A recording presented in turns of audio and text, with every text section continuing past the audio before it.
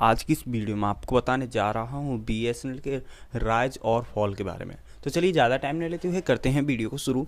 Video शुरू करने से पहले बता दूं आपको कि आप चैनल पर पहली बार आए हैं तो चैनल को अभी के अभी सब्सक्राइब कर लें और बेल आइकन को प्रेस कर लें, जिससे कि आपके पास नोटिफिकेशन आ जाए मेरी अगली वीडियो का और आप देख सकें मेरी वीडियो को। तो चलिए ज़्यादा टाइम नहीं लेते हुए अब करते हैं वीडियो को शुरू। बीएसएनएल के राइज और फॉल के बारे में सब कुछ पता होना चाहिए।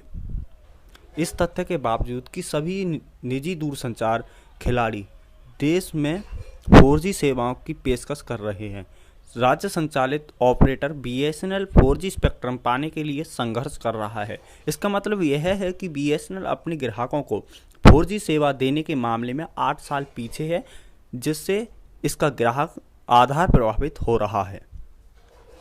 दूसरी ओर एक 4 वर्षीय दूरसंचार ऑपरेटर रिलायंस जियो 5G नेटवर्क का परीक्षण करने के लिए सरकार की मंजूरी का इंतजार कर रहा है, जबकि एयरटेल और वोडाफोन आइडिया दोनों नोकिया एरिक्सन और क्वालकॉम के साथ हाथ मिला रहे हैं। इससे साफ पता चलता है कि बीएसएनएल 5G बस को भी मिस करेगा। इसलिए यह सवाल उठता है कि भारत संचार निगम लिमिटेड के साथ क्या गलत हुआ और उसकी वित्तीय स्थिति क्यों बिगड़ रही है। बीएसएनएल रफ टाइम के माध्यम से जा रहा है, मतलब कि ये पूरी ये बात इसकी है कि बीएसएनएल का जो अभी तक 4G नहीं आया है और जो 4 साल पहले एक कंपनी आई थी रिलायंस जियो, जो सबसे बड़ी कंपनी होने वाली है जियो 5G के परीक्षण के लिए सरकार की मंजूरी का इंतजार कर रही है। और आइडिया और वोडाफोन और एयरटेल, ये दोनों कंपनियां हैं, आइडिया वोडाफोन एयरटेल, ये दो मर्ज हो गई हैं। आइडिया और वोडाफोन और एयरटेल ये 2 कंपनियां हैं, अब पहले 3 थी, अब 2 कंपनियां हो गई हैं। ये भी 5G के लिए एरिक्सन, नोकिया और क्वालकॉम के साथ हाथ मिला रही हैं उसका 5G का सामान खरीदने के लिए। तो इसमें यह बात पूछा जा रहा है और सोचा जा रहा है कि ऐसा बीएसएनएल से क्या गलत हुआ कि ये उसके लिए ऐसा दिन देखना पड़ रहा है। इसकी स्थिति दिन पर दिन बिगड़ती जा रही है और इसकी भारत सरकार भी कोई मदद नहीं कर रही है। क्यों? और यह एक सरकारी संपत्ति है, फिर भी इसकी सरकार मदद क्यों नहीं कर रही है? ऐसा इसके साथ क्या गलत हुआ है, यह बीएसएनएल के जो कर्मचारी हैं वो सोच रहे हैं। चलिए अब आगे की बात करते हैं। बीएसएनएल ने 1 अक्टूबर 2020 को अपना परिचालन शुरू कर दिया है।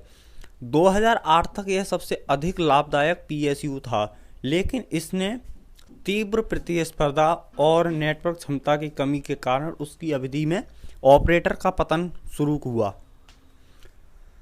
वास्तव में दूरसंचार विशेषज्ञों का मानना है कि रिलायंस जियो, एयरटेल और वोडाफोन आइडिया और कठोर नियम वास्तव में बीएसएनएल वित्तीय स्वास्थ्य को प्रभावित कर रहे हैं। हर बार एक निविदा मंगाई गई थी, सरकार द्वारा निविदा को अस्वीकार कर दिया गया था।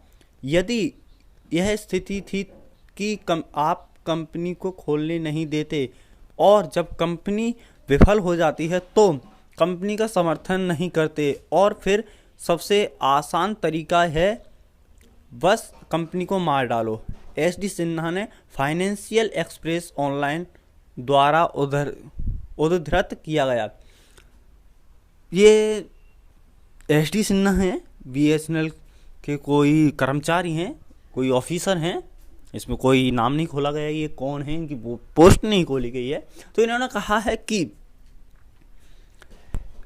बीएसएनएल को कोई चलाने की तो नहीं सोच रहा है, लेकिन इसका सबका यही मतलब है कि बीएसएनएल मर जाए, इसको मार डालो, मतलब कि ये बीएसएनएल बंद हो जाए। तो अब आगे देखते हैं।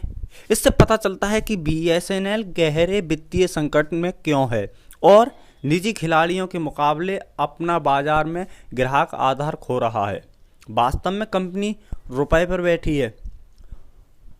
39,089 करोड़ रुपए का नुकसान बीएसएनएल ने बताया है। चालू वित्त वर्ष के दौरान उसका कुल संचित घाटा 2019 से 31 दिसंबर 2019 तक 39,089 करोड़ रुपए है। दूरसंचार राज्य मंत्री संजय धोत्रे ने एक संसद में कहा, इसके अतिरिक्त ऐसी रिपोर्ट थी जिनमें कहा गया कि ऑपरेटर के लिए पुनरुद्धार पैकेज की घोषणा करने से पहले कंपनी को बंद करने की योजना बना रही थी, क्योंकि यह कोई लाभ नहीं कमा रही है। लेकिन पिछले साल अक्टूबर में सरकार ने बीमार सार्वजनिक उपक्रमों को पुनर्जीवित करने के लिए घोषणा की थी। इससे साफ साफ पता चलता है कि इसके जो दूरसंचार राज्य मंत्री हैं संजय धोत्रे, इन्होंने कहा है कि इसका घाटा पिछले वर्ष 19-20 में, इसके वित्तीय वर्ष में इसका जो घाटा था वो कुल घाटा 39,089 करोड़ रुपए था, लेकिन अब इससे ज़्यादा बढ़ गया है क्योंकि इसका पैसा नहीं कम रहा। और इसके जो सबसे बड़ा मेन रीज़न ये है कि इस पे ऐसी क्या गलती हुई है कि इसको 4G नहीं दिया जा रहा है, और इसके बावजूद तो नहीं, मतलब कि और जो अन्य कंपनियां हैं, अदरवाइज कंपनियां हैं, जो प्राइवेट लिमिटेड कंपनियां, वो 4G तो उनका बहुत दिन का आ गया है, 4 साल पहले वो 4G ले आए और अब वो 5G की भी तैयारी कर रहे हैं। और सबसे बड़ी बात ये है, आप भी सोचना, और सबसे सोचने की बात ही है कि BSNL को जो चाइना से एरिक्सन, ZTE इन कंपनियों से ये सामान खरीदना चाह रही थी, लेकिन इसे नहीं खरीदने दिया। और जो दूसरी कंपनी है आइडिया वोडाफोन, वो एरिक्सन, नोकिया और एक क्वालकॉम कंपनियां हैं, उससे सामान खरीदने का विचार बना रही है और उससे बात भी कर लिया है। तो इस पर ऐसा क्या मतलब है कि ये जो सरकारी कंपनी है उसको इससे नहीं खरीदने दे रहे लोग, जो भारत सरकार है, और जो प्राइवेट कंपनियां हैं उसको खरीदने के लिए कोई मना नहीं है। इसका सामान खरीदने के लिए एक बात भी हो गई थी, मतलब कि पूरा काम हो गया था, अब तक 4G सब जगह लग जाता, तो इसने मना कर दिया कि हम सामान नहीं खरीदने देंगे और कंपनियां खरीद रही हैं। तो ऐसा क्या है? तो थैंक यू फॉर वॉचिंग दोस्तों। कैसी लगी वीडियो अच्छी लगी हो तो वीडियो को लाइक करें और चैनल को सब्सक्राइब करें और बेल आइकन को जरूर प्रेस करें, जिससे कि आपके पास नोटिफिकेशन आ जाए मेरी अगली वीडियो का और आप देख सको मेरी वीडियो को।